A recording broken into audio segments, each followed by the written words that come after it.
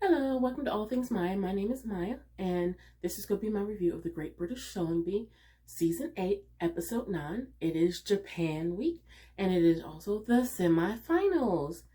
Yay! So, we're going to go into the pattern challenge.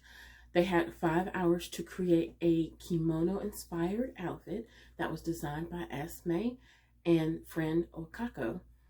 That is a fear level waiting to happen. I actually waited for a little while to until they did the explanation of the pattern, which I usually don't do. I usually have a general idea of like, oh, these are pants or these are tops or whatever, and then I decide like, and then so right off the top I can go, oh yes, this wood is something that I would be afraid to make, or this one is something I wouldn't be afraid to make.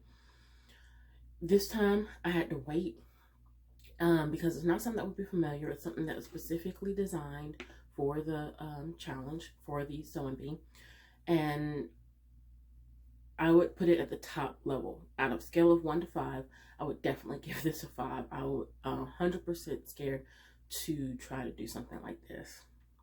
I don't ever see me trying to do something like this, but certainly not at my current skill level. So in terms of the judges' expectations for this particular item, obviously Esme is going to be the most stringent on it because it's a pattern that's been designed by her, but they want the lining and the fabric to be accurate because they are both the same size. If you do it incorrectly, it's going to pull one way or the other. They want the sleeves to be put in properly. They are square sleeves, and they are done in a method different from your standard sleeve method. They want the seams handled well, and then they want it to be well pressed, which is very important for kimono style outfits because the crispness of it helps make the outfit. For the contestants making, the Brogan starts with doing the lining and the dress with no contrast, and then she realizes that she doesn't have enough fabric, so she kind of has to change that due to the fabric issue. She makes a very important comment. She goes, I'm struggling to visualize this, and I completely get that. Like, I'm the kind of person who I have to kind of see in my mind what I'm making to get there. So I imagine when you've got a particular project, in this case the kimono inspired outfit, that you can't visualize how it's supposed to work. I can imagine that's really difficult to try to put into play. So Deborah opts to do only a contrasting tie. She does her lining in the same color as her outside. She does the collar in the same color, and the tie is the only thing that contrasts.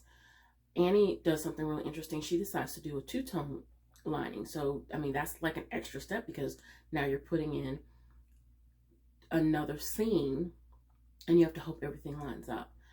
And then, of course, Manny and Brogan both struggle in the final minutes of that challenge with the lining, which we said can be very difficult in the first place.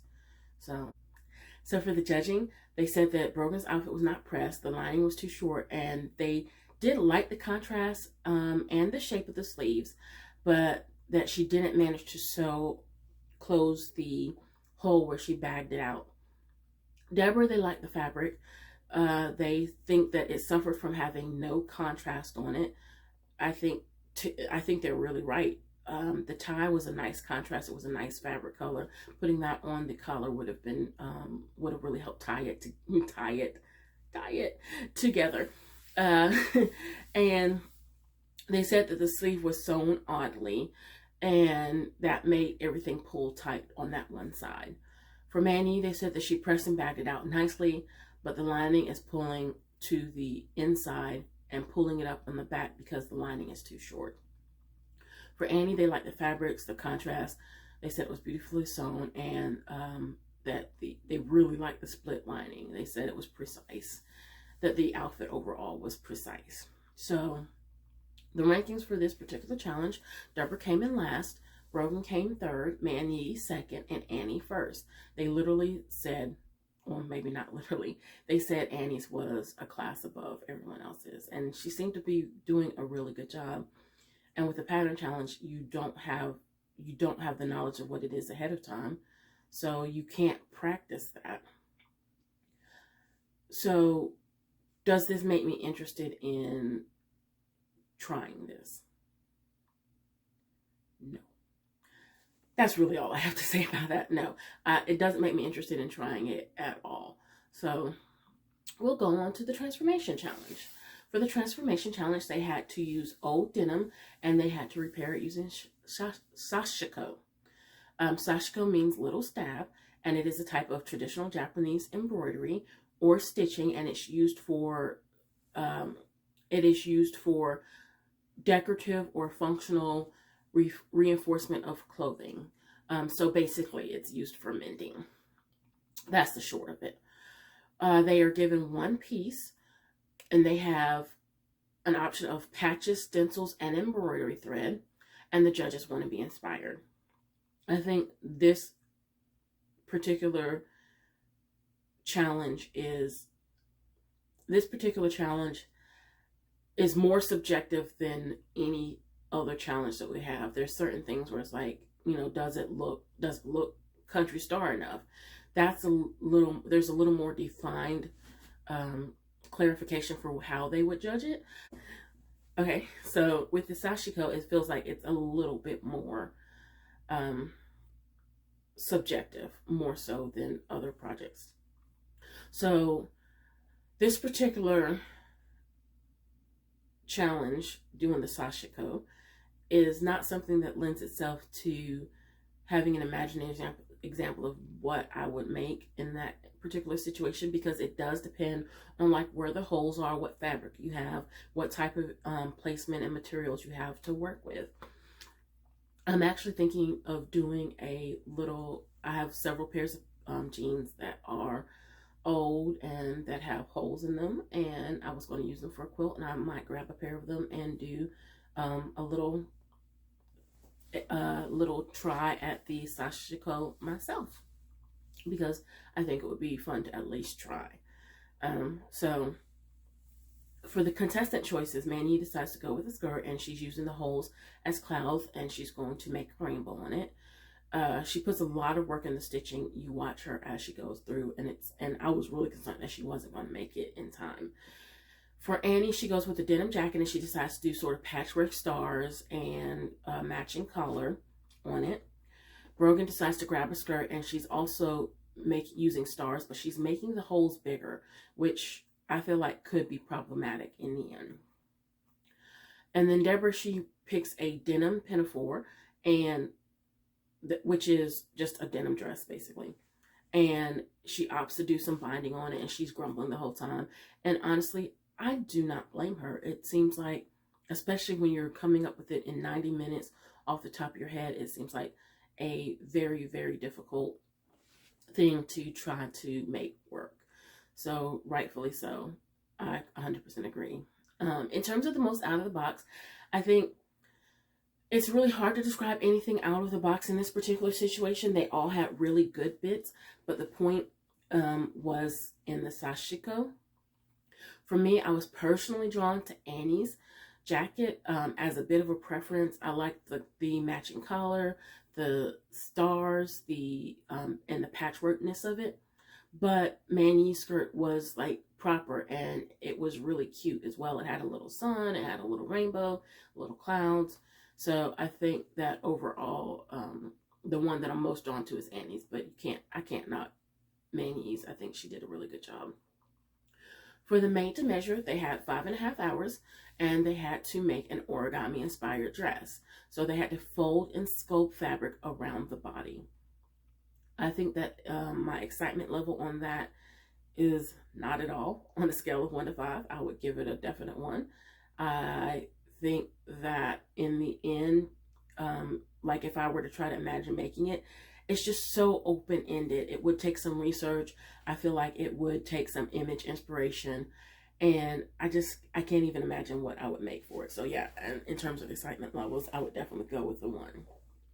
So this is one of those challenges that they had a little bit of prep time. They had an hour ahead of time to cut out their fabrics. During the contest, Annie made the pattern, made a pattern that she'd done herself. It was inspired by a bunny, and she's using pink taffeta. It seems to be, she seems to be flying through it with no problems. So I'm wondering if she didn't do a lot of practice in the end, like ahead of time. Manny is using a crane inspired outfit. She has a shift dress and she makes this really neat disappearing collar on it. But she waffles the entire time on whether or not she's going to do a zipper hole or keyhole. Zipper hole, keyhole, zipper hole. Not zipper hole. A zipper versus a keyhole. Zipper versus a keyhole. Brogan is using lotus flowers across the top of her dress. She's using the lotus flower as an inspiration. And she is using neoprene materials, which I thought was interesting. That's scuba diving material, basically. After the judges come by for a visit, she stated that they didn't say a whole lot, so she thinks that that suggests to her that they don't like it. And I don't think they were sold on the ideal, but, you know, they still have to judge it for its merits and for what it's worth. Deborah is using cotton drill, a nice white cotton drill, and she's inspired by Mount Fuji and the cherry blossoms that are all around the mountain.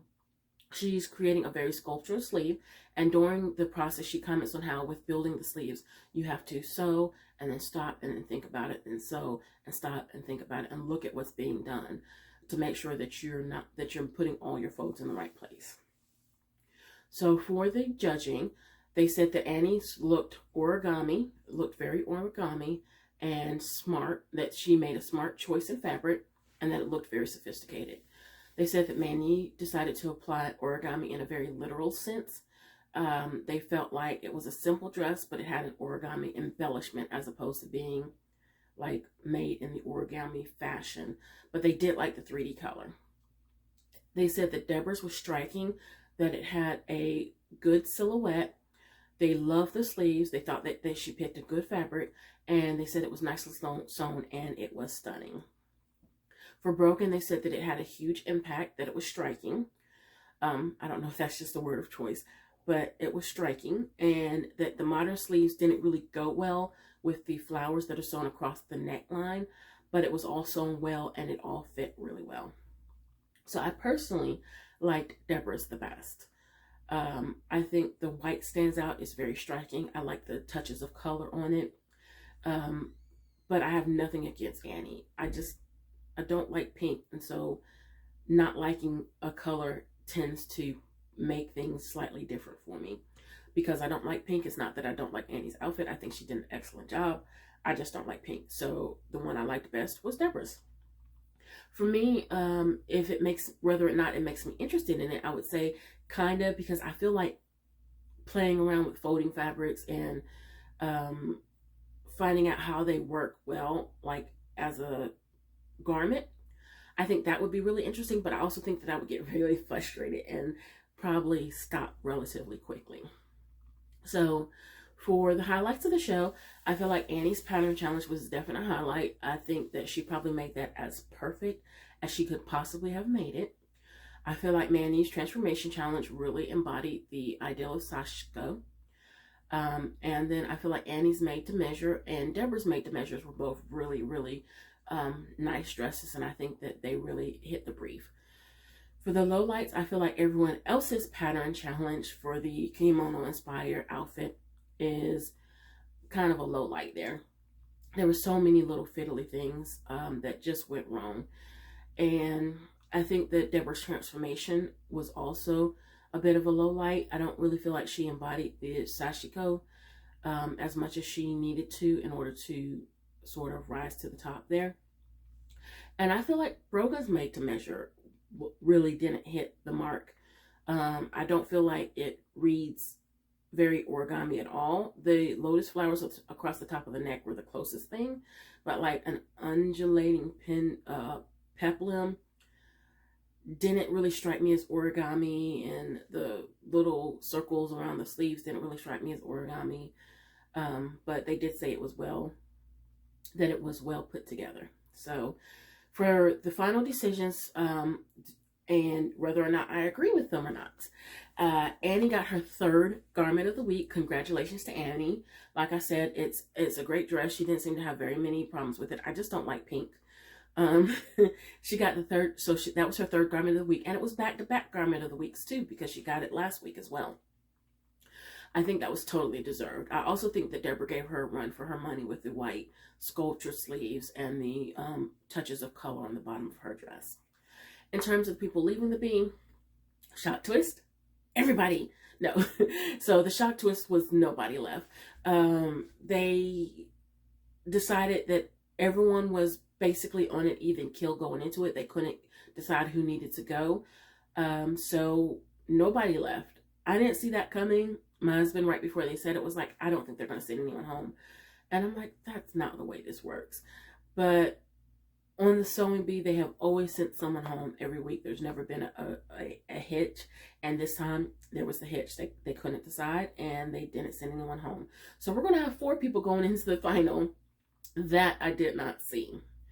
I personally thought it was going to be Brogan going. I don't feel like her outfit was very origami in general, but they said she sewed the outfit well, and sometimes that can go a long way. So how was this episode for you? Did you see all 4 of them going into the finale? I certainly didn't. And who did you think was going to go home if you thought that there was someone who was going home? And overall, are you happy with this decision? Do you think all 4 needed to go through to the final, or do you feel like someone should have gone home?